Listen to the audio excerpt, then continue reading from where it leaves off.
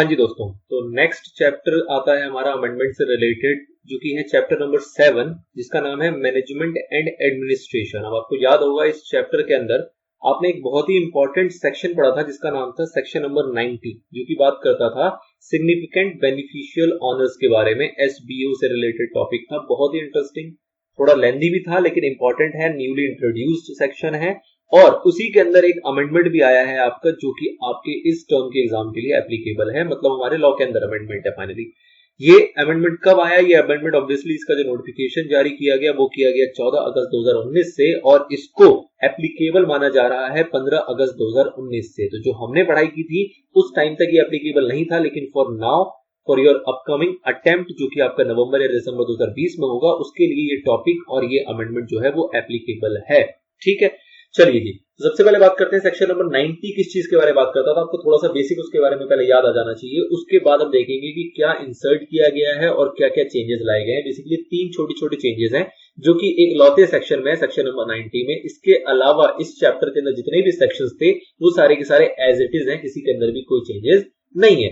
तो देखते हैं जरा सेक्शन नंबर 90 क्या था। सेक्शन नंबर 90 था आपका register of SBOs in a company. तो आपने देखा था इसके अंदर कि किसी भी पर्सन के पास अगर कोई एसबीओ की कैटेगरी में आता है, एसबीओ की कैटेगरी के लिए आपने देखा था 25% का क्राइटेरिया था कि अगर 25% या उससे ज्यादा का अगर किसी के पास भी बेनिफिशियल इंटरेस्ट है तो उस केस में उसको इंटीमेट करना पड़ता था कंपनी को, और कंपनी उसके रिगार्ड में एक रजिस्टर भी मेंटेन करके चलती थी, जिस रजिस्टर के अंदर उस पर्सन के, उस ऑनर की सारी पर्टिकुलर्स वगैरह वो मेंशन किया करती थी। उस रजिस्टर को उसको ओपन रखना होता था for the purpose of inspection, और उस रजिस्टर की जानकारी को हमें रजिस्ट्रार तक भी, मतलब कंपनी को रजिस्ट्रार तक भी पहुंचाना होता था, और उसके अंदर अगर कोई भी चेंजेस वगैरह होते रहेंगे तो उसको भी आपको अपडेट करते करते रजिस्ट्रार को बार बार सूचित करते रहना होता था।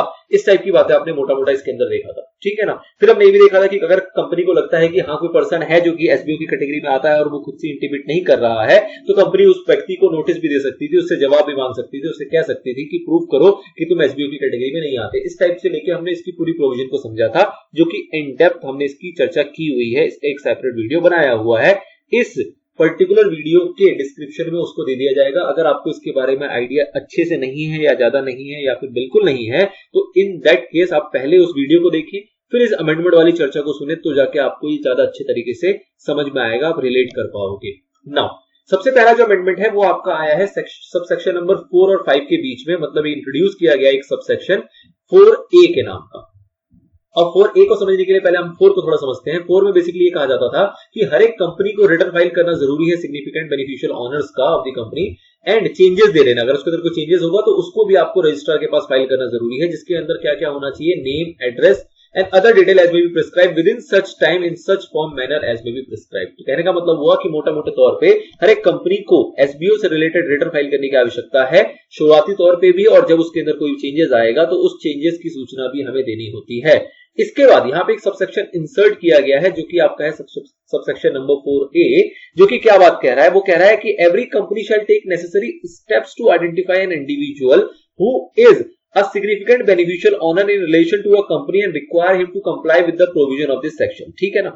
मतलब क्या हुआ कि अभी इन जनरल तौर पे आप देखोगे तो कंपनी अपने हिसाब से सारे काम करती थी, सारे स्टेप्स लेती थी एसबीओ को आइडेंटिफाई करने के लिए, लेकिन ये बात सेक्शन 90 में लिखी नहीं थी। जैसे कि आप देखोगे कि सब सेक्शन नंबर 5 क्या कहता था, कहता था कि company shall give notice in a prescribed manner to a person whether or not a member of a company whom the company knows or has reasonable cause to believe कि वो SBO हो सकता है या एसबीओ की उसको जानकारी हो सकती है। इन सभी कार्रवाई करने की पूरी एक कह लो कि आप भार दिया हुआ था कंपनी के ऊपर कि कंपनी को ये सारा कुछ करना होता था, लेकिन कहीं भी ऐसा लिखा नहीं था। मतलब ये नोटिस देने के लिए तो लिख दिया, लेकिन ये नहीं लिखा था कि कंपनी और भी मशक्कत करेगी उसको जानने के लिए कि वो व्यक्ति जो है वो एसबीओ है कि नहीं, और उसके लिए कंपनी पूरी मेहनत करेगी। ऐसी बातें सेक्शन 90 में लिखी नहीं थी। अलग अलग तौर पे उनकी ड्यूटीज बताई गई थी कि कंपनी को ये भी करना है, कंपनी को वो भी करना है, लेकिन ऐसा कुछ स्पेशली मेंशन नहीं था। उसको ही मेंशन कर दिया गया है अंडर सबसेक्शन 4A। इसमें बस ये चीज डाल दिया गया कि जितनी भी कंपनी होगी उनको नेसेसरी स्टेप्स लेना होगा। अब नेसेसरी स्टेप्स की कोई लिमिट नहीं होती है, उनको कहने का मतलब है कि वो सारे स्टेप्स लेने पड़ेंगे जो वो ले सकती है, जो उसकी पॉसिबिलिटी के अंदर आता है, जिससे कि वो आइडेंटिफाई कर सकती है किसी भी इंडिविजुअल को जो कि आपका सिग्निफिकेंट बेनिफिशियल ऑनर हो सकता है in relation to the company, और उसके बाद उसको कहेगी कि भाई साहब तुम कंप्लाई करो, जो भी हमारा सेक्शन नंबर 90 के प्रोविजंस के अंदर जितनी भी कंप्लायंसेस लिखी है वो सारी कंप्लायंसेस आपको करने हैं, इस तरीके की जानकारी कंपनी को लेके सामने वाले तक पहुंचानी है। ये बात कह रहा है आपको 4A। ठीक है, चलिए जी, तो ये एक बेसिकली नया सेक्शन इंसर्ट किया गया है, सब सेक्शन इंसर्ट किया गया, तो इसके अंदर आपको कोई ज्यादा चौंकने वाली बात नहीं, कोई रिप्लेसमेंट नहीं है, कुछ भूला, कुछ बदला, कुछ काटा पीटा नहीं गया है, जस्ट अ रिप्लेसमेंट, मतलब जस्ट अ इंसर्शन। नाउ अगला आता है सबसेक्शन नंबर 9। इसी सेक्शन में आप देखते थे एक सबसेक्शन नंबर 9 होता था, जहां पे हम कहते थे कि ट्राइब्यूनल तक बात जाती थी, और ट्राइब्यूनल जो है यहाँ पे वो एग्रीव्ड पर्सन का एप्लीकेशन लेने के लिए यहाँ पे राजी रहता था। मतलब कहता था कि कंपनी हो चाहे कोई पर्सन एग्रीव्ड हो, वो ऑर्डर कर सकती है, मतलब ट्राइब्यूनल के ऑर्डर के अगेंस्ट वो एप्लीकेशन फाइल कर सकती है, और जो एप्लीकेशन फाइल किया जाएगा उसके लिए 1 साल की मोहलत दी जाती थी। मतलब कि ये फैसला हो गया एसबीओ से, ट्राइब्यूनल ने एक ऑर्डर पास कर दिया है, और उस ऑर्डर के अगेंस्ट या तो कंपनी या फिर जो भी पर्सन एग्रीव्ड है, अगर वो चाहती है कि एप्लीकेशन फाइल करे, उसकी सुनवाई दोबारा से हो, तो उसके लिए वो एप्लीकेशन दे सकती है, और उसके लिए टाइम पीरियड था 1 साल। मतलब 1 साल के अंदर अंदर, जैसे कि आप देखोगे सबसेक्शन 8 में कहा गया कि ट्राइब्यूनल यहां पे ऑर्डर पास कर सकती है 60 डेज के अंदर अंदर। उसके बाद कहा गया सबसेक्शन नंबर 9 में, जहां पे कि कंपनी या फिर पर्सन के पास एक मौका है, वो एप्लीकेशन फाइल कर सकती है ट्राइब्यूनल को, और कह सकती है कि भाई साहब हमारी सुनवाई करो, आपने जो ऑर्डर पास कर दिया है वो गलत है, और हम उसके ऊपर ये बातें कहना चाहते हैं, उसके लिए 1 साल की मोहलत दी गई है। उसके बाद कहा गया कि अगर 1 साल के अंदर कोई भी एप्लीकेशन फाइल नहीं होती है, तो उस केस में जो कि शेयर्स होंगे वो ट्रांसफर कर दिए जाएंगे without any restriction to the authority, उस अथॉरिटी के पास जो कि कॉन्स्टिट्यूट किया जाता है सेक्शन 125 के सब सेक्शन नंबर 5 के अंदर, जो कि आपने डिविडेंड वाले एरिया में देखा हुआ। ठीक है ना। अब मुद्दा ये आया कि यहां पे भी एक नया इंसर्शन किया गया है 9A का। 9A बेसिकली क्या इंसर्ट किया गया है, छोटी सी बात है। क्या बात बता रहा है कि यहां पे सेंट्रल गवर्नमेंट के पास क्या है, सेंट्रल गवर्नमेंट में मेक रूल्स, सेंट्रल गवर्नमेंट में make rules for the purpose of this section. मतलब कि इस सेक्शन में अगर उसको लगता है कि ट्राइब्यूनल वगैरह से नहीं निपट रही बातें, कंपनी और पर्सन जो एग्रीव्ड है और जो ट्राइब्यूनल है वापस में नहीं निपटा पा रही है, सेंट्रल गवर्नमेंट को जरूरत पड़ती है किसी भी प्रकार के कोई रूल को फ्रेम करने की, तो वो फ्रेम किया जा सकता है सेंट्रल गवर्नमेंट के द्वारा। तो कहीं ना कहीं सेंट्रल गवर्नमेंट की इस पावर को इंसर्ट किया गया सेक्शन नंबर 90 के अंदर, जो कि पहले नहीं होता था। तो एक नया सबसेक्शन है सबसेक्शन नंबर 9A, जो कि ये बात बताता है कि सेंट्रल गवर्नमेंट में make rules for the purpose of this section. इस सेक्शन की रिगार्डिंग अगर सेंट्रल गवर्नमेंट को किसी भी प्रकार की कोई रूल बनाने की आवश्यकता पड़ती है, तो वो सेंट्रल गवर्नमेंट हमारा बना सकती है। ठीक है। Last but not the least आपका आता है सबसेक्शन नंबर 11। सबसेक्शन नंबर 11 जो है वो बात करता था पेनल्टी के ऊपर। सबसेक्शन नंबर 11 बात करता था कि कंपनी को कई सारी रिस्पांसिबिलिटी दी गई। क्या रिस्पांसिबिलिटी दी गई, कहा गया कि कंपनी को कहा गया है कि भाई साहब रजिस्टर मेंटेन करो सबसेक्शन नंबर 2 के अंदर।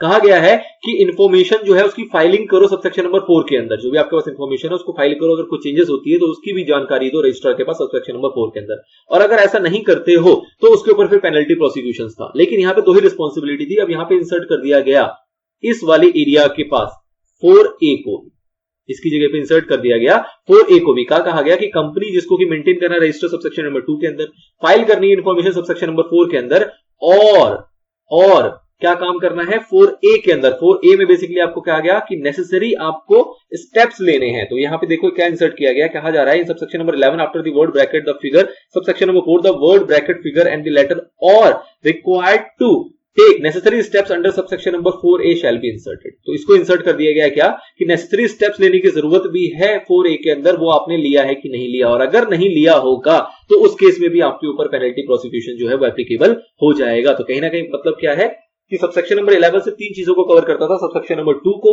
सबसेक्शन नंबर 4 को, 2 में रजिस्टर मेंटेन करना है, 4 में फाइलिंग करनी है, लेकिन 4A के अंदर आपको नेसेसरी स्टेप्स भी लेने हैं आइडेंटिफाई करने के लिए एसबीओ को। अगर आप नहीं करते हो ऐसा तो कंपनी या ऑफिसर जो भी होगा, जो भी इस डिफॉल्ट के अंदर माना जाएगा, उसके ऊपर फाइन लगेगा 10 लाख रुपए तक का, not less than 10 lakh rupees, but उसको एक्सटेंड किया जा सकता है 50 लाख रुपीज तक का।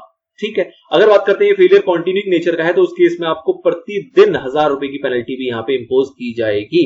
तो इस टाइप की जो प्रोविजन था, इस 11 को भी मर्ज कर दिया गया है 4A के साथ, जिसके अंदर सिर्फ और सिर्फ सबसेक्शन नंबर 2 और सबसेक्शन नंबर 4 हुआ करते थे अर्लियर। ठीक है। तो ये बेसिकली 3 छोटे छोटे एरियाज हैं जिसको अमेंड किया गया है सेक्शन नंबर 90 के अंदर। तो आई होप सेक्शन नंबर 90 आपको पहले से क्लियर होगा। नहीं क्लियर है तो उस वीडियो को जरूर देखें, तभी जाके आपको पूरा फ्रेमवर्क जो होगा वो माइंड में अच्छे से बैठ पाएगा। पूरे को रिपीट करना यहाँ पे पॉसिबल नहीं है। चलिए जी, बात करेंगे लास्ट अमेंडमेंट जो कि चैप्टर नंबर 9 में होगी अपने नेक्स्ट पार्ट के अंदर। तब तक के लिए गुड लक, गुड बाय।